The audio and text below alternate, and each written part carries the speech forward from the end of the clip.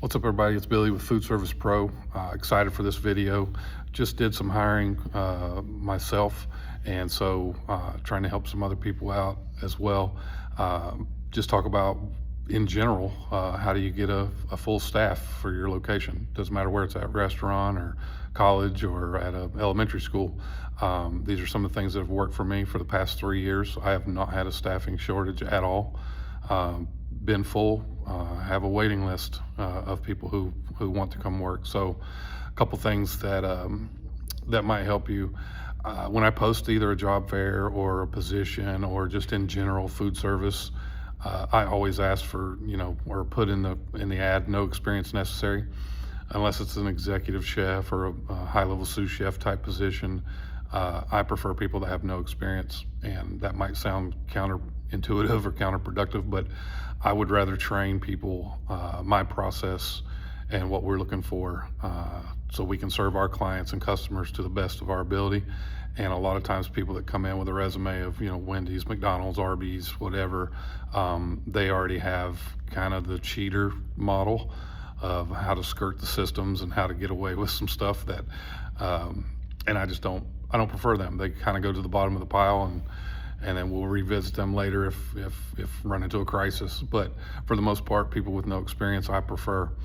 A few questions when they come in on the interview process. One, I always ask them, are you motivated more by money, power, or time? And you'll get a wide range of what that means. They'll ask, what exactly do you mean?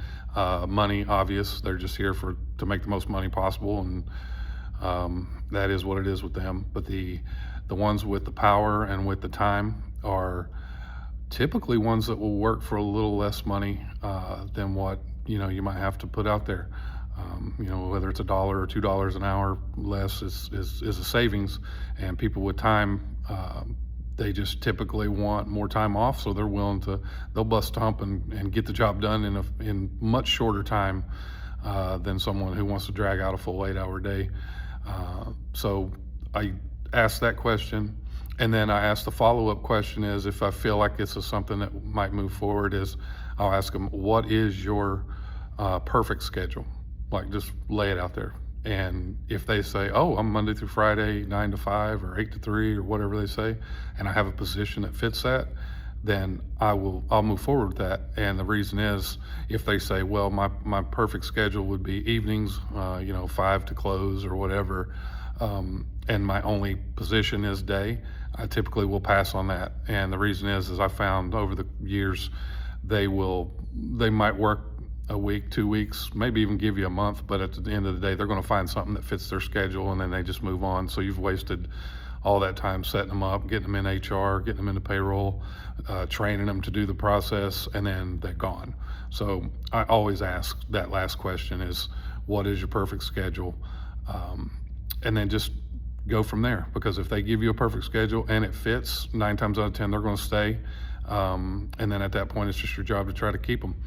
And so just a few tips and tricks on hiring, and I've not had a problem in the last 3 years. So I hope this helps. God bless. We'll see you soon.